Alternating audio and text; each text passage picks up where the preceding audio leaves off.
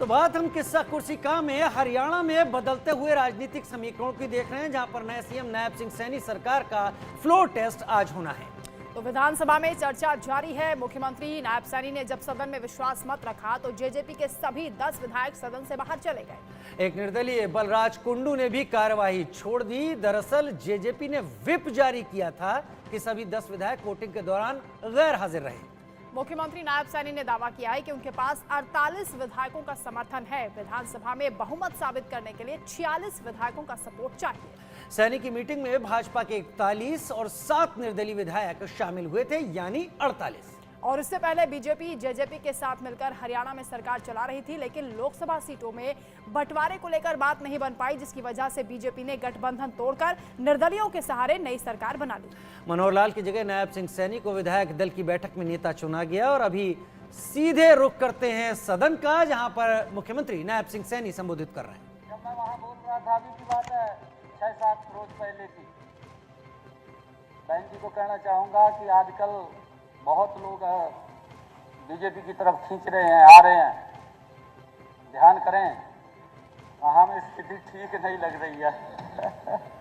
नहीं, ये सच्चाई है। वहां के लोगों ने बताया, बहन जी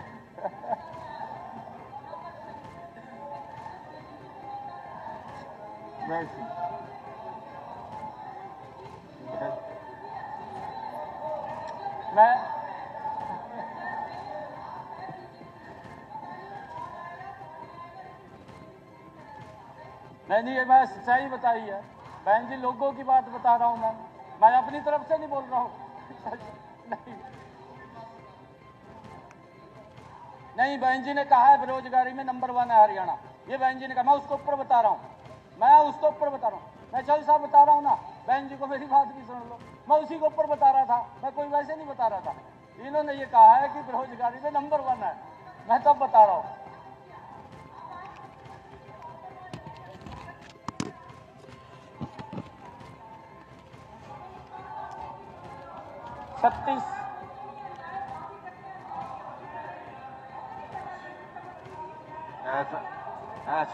ऐसा नहीं है। जब बिना परमिशन के, जब बिना इजाजत के खड़े होगे तो खुलेगा नहीं। मान्य अध्यक्ष जी, पूछ करके खड़े होगा तो खुलेगा। आने खड़े हो, पूछ करके ही बात करते। मैं बेरी कार्यक्रम करके आया हूँ, वहां भी स्थिति खराब है।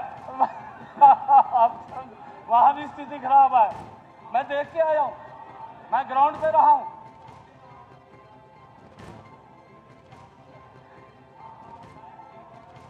मैं कार्यक्रम करके आया हूँ, 4 घंटे लेट था। मैं कार्यक्रम करके आया हूँ वहां बड़ा। 4 घंटे लोगों ने इंतजार किया, मैं 4 घंटे लेट था।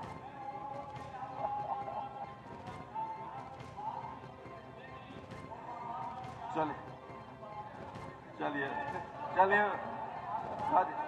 कादियान साहब प्लीज बैठ जाओ। चलिए। मान्य अध्यक्ष जी, मुख्यमंत्री हमारे, मैंने कहा है कि बड़े सीनियर, मैं बड़ा सम्मान करता हूं और हमारे बुजुर्ग नेता हैं, इनका आशीर्वाद भी रहता है। और क्योंकि मैं 4 घंटे वहां लेट गया था, जिसके बाद 4 घंटे के बाद भी जब मैं वहां गया, पूरा ग्राउंड फुल था, पूरा का पूरा ग्राउंड। देरी की बात करें, मैंने तभी उसी बिहाफ के ऊपर कह रहा हूं कि मैं 4 घंटे लेट गया, तो आप भी चिंता कर लीजिए थोड़ी अपनी। परंतु माननीय अध्यक्ष जी, क्योंकि बहन जी ने बात कही है, मैं उस बात के ऊपर कह रहा हूं। जब मैं वहां पर आंकड़े दे रहा था, और उस दिन मेरे ख्याल से मैंने पूछा भी, हाथ भी खड़े करवाए मैंने लोगों के, काफी लोग थे, 2-2.5 हजार लोग थे। जब मैं जज्जर में गया 2-2.5 हजार लोग थे। मैंने ज्यादा नहीं, जितने थे उतने में कह रहा हूं।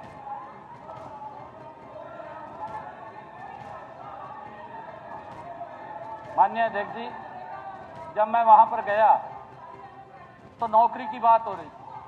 जब मैंने हाथ खड़े करवाए भी, कितने लोगों को बिना पर्ची बिना खर्ची के नौकरी मिली। ये जज्जर के लोग गवाह हैं इस बात के। आप इस बात को जान भी सकते हैं मेरे ख्याल से जो वहां लोग बैठे थे 25-30 लोगों ने हाथ खड़ा किया भी हमारे घर के अंदर नौकरी लगी है, बिना पर्ची के बिना खर्ची के लगी है। वहां पर हाथ खड़ा किया, मुझे खुशी हुई उस बात की। और फिर एक और बात कही आके, हमारी बहन कह रही है कि क्या किया है। देखिए, जब ट्रांसपेरेंसी आती है, माननीय अध्यक्ष जी, अगर कोई ट्रांसपेरेंसी करता है उसका उदाहरण भी प्रस्तुत होता है। बहन जी के घर के अंदर भी बिना पर्ची बिना खर्ची के रोजगार आया है, रोजगार आया, बिना पर्ची के आया है। नहीं, मेहरबानी नहीं है, कोई मेहरबानी नहीं है। नहीं, मैंने ट्रांसपेरेंसी की बात कही है, मैंने ट्रांसपेरेंसी की बात करी है, ये ट्रांसपेरेंसी की बात की है। कोई तरीका है, मैंने मेहरबानी करिए, मेहरबानी करिए। मैंने अरे कोई तो नहीं, मैंने ट्रांसपेरेंसी की बात की। अरे थैंक यू,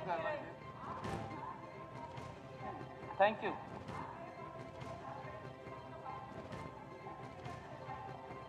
जिनके लगे थे बहन जी वही हाथ खड़ा करते जो आए हैं। Thank you. जितने लगे ना लाखों, उनको इकट्ठा कर ले और फिर पूछ ले, फिर बांध जाऊंगा। Thank you. इस सदन को आदरणीय अध्यक्ष जी, मैं विश्वास दिलाता हूं कि हरियाणा के हर गांव, हर शहर, हर मोहल्ले और हर घर में लोगों के समस्याओं को जिस प्रकार से मनोहर लाल जी ने पहले भी इस काम को आगे बढ़ाया है, हम मजबूती से इस कार्य को और गति से आगे बढ़ाने का काम करेंगे। और आदरणीय मनोहर लाल जी का आशीर्वाद, उनका सहयोग हमारे साथ है। मैंने कहा है, मैंने शुरू में ही कहा है ये बात कि इसी समय की बात है कि जब हमें कहा गया कि आपने दिल्ली जाना है, तो हम दिल्ली चले गए और दिल्ली के अंदर भी रह करके जो नरेंद्र मोदी जी के नेतृत्व के अंदर काम हुए हैं, आज भारत दुनिया के अंदर चमक रहा है। आज लोगों का एक बड़ा विश्वास आज भारतीय जनता पार्टी की तरफ है। मुझे खुशी है इस बात को कहते हुए। मैं अपनी बात कह करके अपनी वाणी को विराम दूंगा। माननीय अध्यक्ष जी, अभी विकसित भारत संकल्प यात्रा गांव-गांव के अंदर गई है। उस यात्रा के अंदर मैं भी कई जगह शामिल हुआ हूं, गांव के अंदर गया हूं। मैंने पहली बार लोगों के मुख से इस बात को सुना है कि पहली ऐसी सरकार है कि जो गांव-गांव जा करके, घर-घर जा करके लोगों को सरकार की योजना के साथ जोड़ रही है। और उनके मुख से मैंने ये भी सुना है, वो लोग बोलते थे कि 2014 से पहले ऐसी सरकार होती थी, नारा तो देते थे कि गरीबी हटेगी, परंतु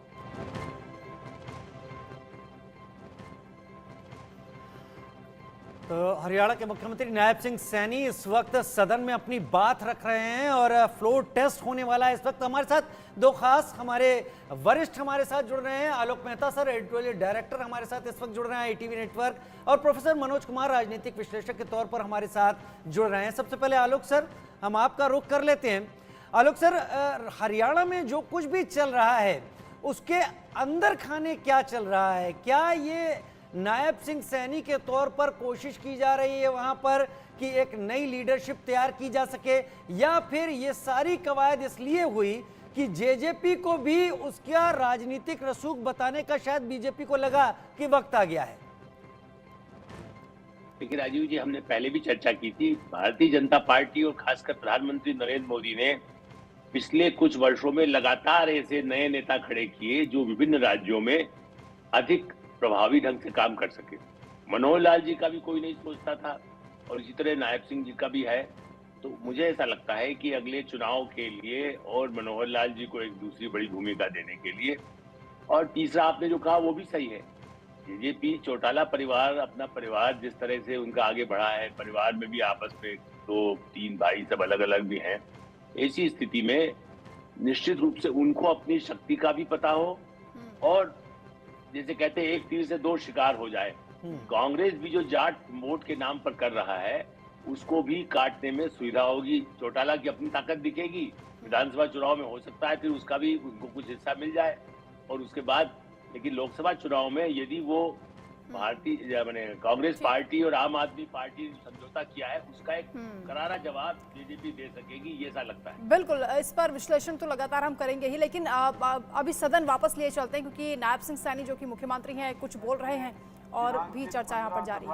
18 दिसंबर 2023 में को लेकर चर्चा की गई सभी घटनाओं की जांच के लिए गठित समिति का प्रतिवेदन प्रस्तुत करेंगे तथा यह भी प्रस्ताव करेंगे कि सदन को प्रतिवेदन प्रस्तुत करने का समय अगले सत्र की प्रथम बैठक तक बढ़ाया जाए।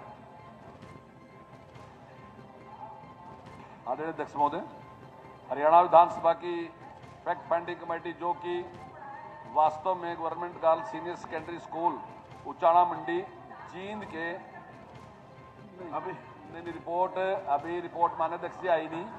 अभी अचानक ये पतन था कि सेशन अब होगा, अभी तो नहीं, यही तो हम दिल्ली पे कहते हैं रिपोर्ट आ गई फिर भी ये देश के अभी हमारे पास फिर भी आप जब नहीं अभी अपने देखिए जब तक सदन के पास हो हाँ इनका नहीं, जब अभी तक यहाँ हाउस के अंदर कोई अभी आई नहीं, अभी हमने दोनों सदस्यों जब को हाउस भी के बुलाना अंदर कोई है, इन्फॉर्मेशन नहीं है मुझे दुष्यंत जी को भी बुलाना और गीता बुक्कल जी को भी बुलाना और इनसे भी जानकारी लेनी। ठीक, तो अभी कमेटी का देखिए पिताजी, ये कमेटी का सेशन मामला तो है सदन को इसकी जानकारी नहीं है। हरियाणा विधानसभा की फैक्ट फाइंडिंग कमेटी की जो वास्तव में गवर्नमेंट गर्ल्स सीनियर सेकेंडरी फिर आपके पास स्कूल उचाड़ा मंडी जींद के तत्कालीन प्रधानाचार्य अभी तक नहीं आई मेरे पास। अवतार सिंह द्वारा यौन उत्पीड़न के मामले में वर्ष 2005 से 2023 तक की अवधि के लिए सदन की अपनी बैठकें दिनांक 15 और 18 दिसंबर 2023 में उल्लेखित चर्चा की गई घटना सभी घटनाओं की जांच के लिए गठित की गई थी। इस मामले में हरियाणा विधानसभा के आगामी स्तर की पहली बैठक अर्थात फरवरी 2024 में कमेटी का प्रतिवेदन करना वस्तुत अपेक्षित था। क्योंकि मामला अत्यधिक संवेदनशील है, इसलिए कमेटी का विचार था कि विस्तृत जांच के बिना शिक्षाधीन मामले का प्रतिवेदन प्रस्तुत करना उचित नहीं होगा। जबकि यह मामला कमेटी के सक्रिय विचाराधीन है। परिणाम स्वरूप कमेटी ने 20 फरवरी 2024 को सदन में एक प्रस्ताव प्रस्तुत करके अपना प्रतिवेदन सदन में प्रस्तुत करने के लिए हरियाणा विधानसभा के आगामी स्तर की प्रथम बैठक अर्थात आज 13 मार्च 2024 से आरंभ होने वाले वर्तमान स्तर की अतिरिक्त समय चाहा है। कमेटी आगे सिफारिश करती है कि कृपया प्रतिवेदन को प्रस्तुत करने का समय हरियाणा विधानसभा के अगले स्तर की प्रथम बैठक तक बढ़ाया जाए। इसलिए मैं प्रस्ताव करता हूं कि प्रतिवेदन को प्रस्तुत करने का समय हरियाणा विधानसभा के लिए सत्र की प्रथम बैठक तक बढ़ाया जाए। प्रस्ताव प्रस्तुत हुआ कि सदन को प्रतिवेदन प्रस्तुत करने का समय अगले सत्र की प्रथम बैठक तक बढ़ाया जाए। प्रश्न है, हाँ जी। जो मामला पिछले विधानसभा सत्र के दौरान उठकर आया था उचाना कला में बेटियों के साथ यौन शोषण का, जिसमें राष्ट्रीय स्तर पर राष्ट्रपति जी तक, मुख्यमंत्री जी तक हर जगह पर ये मामला उछला, बहुत ही चिंता का विषय है। मेरा आपसे अनुरोध है, इतनी सी भी इंक्वायरी क्या आप नहीं कर पाए? आपके पास जब सारे कागज आ चुके हैं, हमने भी दे दिए हैं, विभाग के भी आ गए हैं, डीजीपी की रिपोर्ट भी आ गई है कि जो भी तथ्य डिप्टी चीफ मिनिस्टर, पुराने डिप्टी चीफ मिनिस्टर, पूर्व deputy chief minister Dushyant Chautala ji ने जो यहाँ पर वक्तव्य दिया था, उन्होंने सरासर गलत और झूठ बयानबाजी की थी। हमने लिखित तौर पर दे दिया और कमेटी में रिपोर्ट आ चुकी है, हमारे पास उसकी कॉपीज है। अध्यक्ष जी, आप हमें समय किस लिए चाहिए? एक बात, कमेटी के चेयरमैन अभी कह रहे हैं कि पूरी कमेटी की रिपोर्ट आई है। चेयरमैन गंभीर नहीं है, चेयरमैन बहन बेटियों की मामले जो शिक्षण संस्थाओं में चल रहे हैं, प्रतिवेदन प्रस्तुत करने का समय अगले सत्र की प्रथम बैठक तक बढ़ाया जाए। जो इस प्रस्ताव के पक्ष में है वो कृपया हाँ कहें, जो इस प्रस्ताव के विपक्ष में है वो कृपया ना कहें। हाँ पक्ष की जीत हुई, हाँ पक्ष की जीत हुई, प्रस्ताव स्वीकृत हुआ, समय बढ़ाया जाता है। माननीय सदस्यगण, अब श्री नरेंद्र गुप्ता, चेयरपर्सन विशेषाधिकार समिति, श्री जोगीराम विधायक तथा श्री अनूप विधायक द्वारा श्री अभय सिंह चौटाला विधायक के विरुद्ध दी गई सूचना पर अभिकथित विशेषाधिकार भंग के प्रश्न संबंधी विशेषाधिकार समिति की चौथी प्रारंभिक प्रतिवेदन प्रस्तुत करेंगे। तथा यह भी प्रस्ताव करेंगे कि सदन को अंतिम प्रतिवेदन प्रस्तुत करने का समय अगले सत्र की प्रथम बैठक तक के बढ़ाया जाए। तो सैनी सरकार ने विश्वास मत जीत लिया है और ध्वनि मत से विश्वास मत पारित हो गया। इसी पर हम चर्चा भी करेंगे क्योंकि बहुत कुछ बदला है हरियाणा में, सरकार बदल गई है।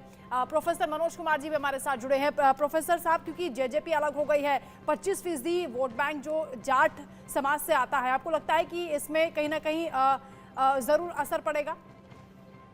देखिए वंदना जी, सबसे पहले तो ये जो भी संवैधानिक जो प्रक्रिया है विधानसभा का और जिस प्रकार से हरियाणा में जो घटी है, मुझे लगता है कि ये किसी भी पार्टी का एक इंटरनल मैकेनिज्म होता है कि मुझे कब किसको नेता बनाना है और कब किसको हटाना है।